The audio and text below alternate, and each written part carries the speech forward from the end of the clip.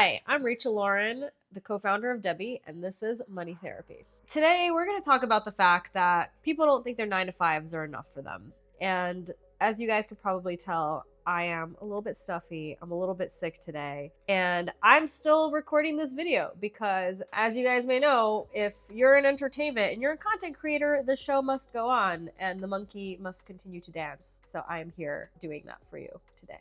Now, I hear all the time from my family, my friends, from everyone around me that their 9 to 5s are not enough for them in terms of pay. So a lot of them are shifting to doing side hustles to save money or to pay off debt. One influencer who was really blown up, her videos have gone viral for her talking about how she's made so much money as an influencer. Her name is Hallie Kate, and she actually released a video talking about how she went to Lim College in New York City, which is a fashion school, spent $114,000. Well, this is really how much debt she's in.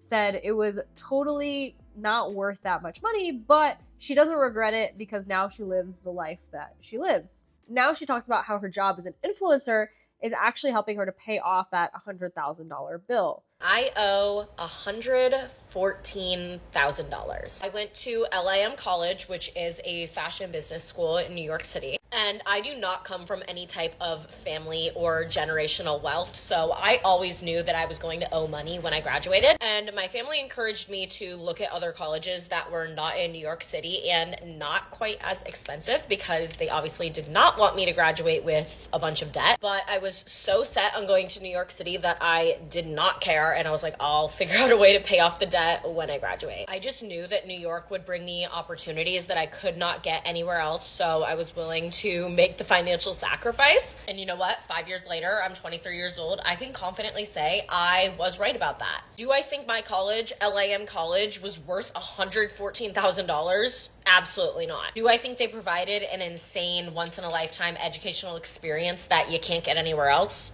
Absolutely not. But when I'm laying awake at night, crying in my pillow, thinking about the $114,000 that I essentially wasted, considering I don't even use my degree, I tell myself and I remember that I would not be where I am today if I had not taken this exact life path. I wouldn't have a million of you. I wouldn't have my friends, my boyfriend, my apartment, my dog. Like, my entire life would be so different. I love my life so much. Like, I'm so grateful for everything and everyone in it. For as much as it sucks, that makes the $114,000 worth it to me. I also sit back and am grateful for the fact that I am able to pay that $114,000 off with all money that I earn myself. You guys in this job and TikTok being my career is the reason that I'm able to do that. And you guys have just no idea how fucking grateful I am for that, because there is nothing like financial and money anxiety. Not only was she able to pay off her student loans, she was also able to buy a house in the Hamptons and a car in the same day while also maintaining her $7,000 a month rent in New York City. So obviously people went crazy over these videos and they made their own, and they made stitches and they made tons and tons of videos pretending like they are now all going to start becoming influencers themselves.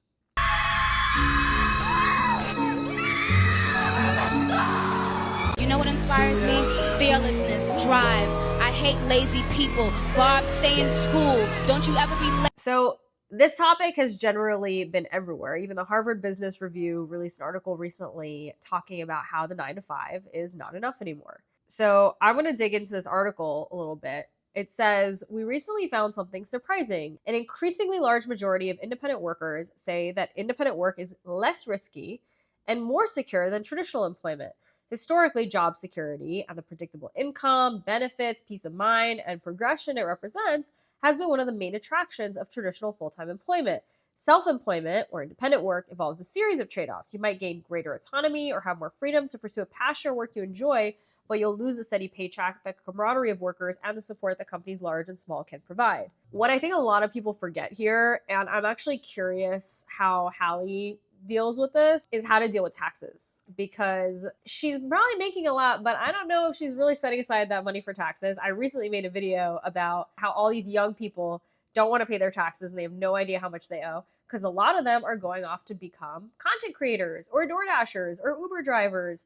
and they're like, oh crap, I actually need to pay taxes on this money now. We actually got someone in the comments who was an accountant and said the number of people that came to him that had no idea they needed to set aside money for taxes was astounding this year. So yeah, obviously if you're raking in $6,000 a month, $7,000 a month, and you're not paying taxes on it, that's a significant amount of money.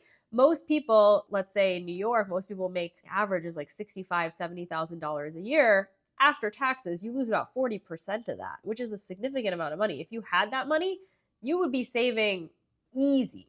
So I have a feeling that a lot of these people feel this security because they may not necessarily be paying taxes on all of their income, or they're finding ways to weasel themselves out of it. Now, the article goes on to say, it's also clear that workers, especially high-skilled, well-compensated ones, are voting with their feet. The Bureau of Labor Statistics report that some 4.3 million Americans quit their jobs in January 22 alone. Many of those who quit chose to turn to self-employment.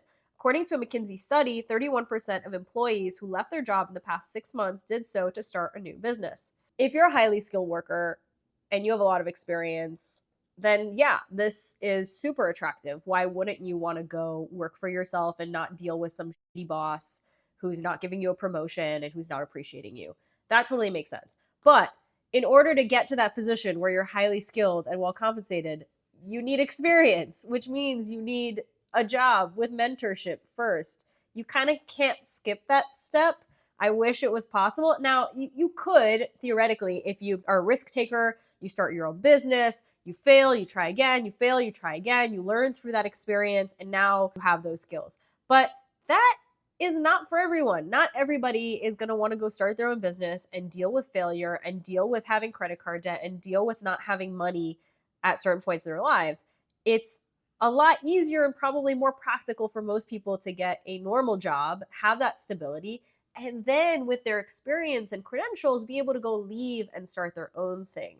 That's kind of a prerequisite. I did this myself, right? It's a big reason why I started Debbie was because I wanted to feel like I built something of my own. And with that came a lot of autonomy, which felt really, really empowering. But that's not to say that it wasn't a huge, huge risk. I don't think I would have done this right out of school. I know people who did, and kudos to them, but I am not one of those people. And now, if you look at the number of influencers that we have coming to us as a company who want like a steady gig is crazy. The number of influencers who are getting massive campaigns as sort of one-offs are not common. Being a Hallie Kate is not gonna be everybody's path. Most people are not gonna succeed. And then what are you going to do afterwards? Not only that, the life cycle of an influencer is kind of like an athlete, right? You're not going to be a content creator forever. You're not going to record every single part of your life forever. Even me, doing this for me is a lot. I am not the kind of person who always puts my life out there in front of other people, but I do this because I want to promote Debbie, because I want to promote my app. And I think that there's a lot of value there. But do I see this as sort of my long-term career path to be creating content? I don't know, maybe. Depends on whether or not you guys like me talking to a screen to you guys. But we shall see where that goes. Now, I love the idea of a good side hustle. I don't see anything wrong with people taking on side hustles on top of their 9-to-5s. A lot of our users do side hustles, whether that's to speed up paying off debt or putting money into savings. That being said, a lot of people are saying that they feel like they can't survive unless they have a side hustle. That to me is alarming, and I really want to dig into that. I actually did a video recently about money dysmorphia, which is basically about people feeling poor even though maybe they're not. And I'm really trying to understand, are we really not making enough to support our basic expenses, or is it just in our heads or, based on what we're seeing from other people? If I go through a basic single person's budget, single is very important here. Mid-20s, New York City, what does that look like? Let's say you're earning $65K a year, right? That's kind of like standard average white collar salary in New York. And with that, after taxes, you're probably bringing home around $3,500 a month. Let's call it that. You're probably living with roommates and paying around $1,500 a month in rent. Now, if you choose to live by yourself, that's on you. I do not support it in New York City. It is very hard to live by yourself. It is not the standard, and it shouldn't be, in my personal opinion. So let's say you're paying $1,500 a month, and then across everything else, you're probably paying around $1,500 a month between food, Wi-Fi, utilities, you know, maybe your company gives you commuter benefits, so you get pre-tax dollars for, you know, your transportation. You don't have a car. And then maybe you also have student loan payments, right? Average student loans around $40,000 total. So that's going to be around $400 a month that you're going to be paying in student loan payments. After all that, you're pretty much left with nothing. You're maybe saving $100 a month, but $100 makes a massive difference, right? If $100 is what's going to take you from being in the red to actually breaking even or having money in your bank account, we shouldn't be just throwing around, oh, $100 here, $100 there. That makes a massive difference. And if a side hustle, right, if you do kind of DoorDash or Uber or Instacart or Upwork on the weekends, and or even like working at a bar as a bartender making a few $100, that's going to make an actual difference in your budget. That's going to mean that that's money you're going to be able to set aside and start saving so that if something comes up, you're not strapped for cash. Because realistically, if you don't want to totally live under a rock in New York City, $65,000 a year, that's kind of like the bare minimum. It seems to me is what you need as a single 20-something about the town trying to mingle and do fun things. I want to know from you guys, because I've only had a perspective of one type of budget. I don't even know what this looks like if you have kids. If you have kids, God bless you. Like I don't know how you would do it on a $65,000 a year salary. Now, if there's two of you and you live in a home where you can split the expenses. Now, I'm married. Living in a 1-bedroom saves us a ton of money, right? Because now instead of having to have 2 separate rooms and splitting that with roommates, you end up saving a lot by having a spouse or, you know, having a long-term partner. So I'm curious how everyone else does it. What do their budgets look like? What does their income look like? How much are you guys really spending across all of these areas? I would love to know. So please leave some notes in the comments. Am I totally delusional? Does this make sense to you guys? This was my budget when I came out of college. I think I was making 85 grand a year and I was probably saving $500 to $1,000 a month. So let me know. Thanks guys for watching this video. Hopefully next time I won't be as stuffy. And if you love me, please subscribe, like this video, and download Debbie if you want to have another side hustle and get paid for doing shit you should already be doing. Like paying off your debt, putting money into savings, making on-time payments on your credit cards. You get the idea. You've seen my videos. So thanks guys.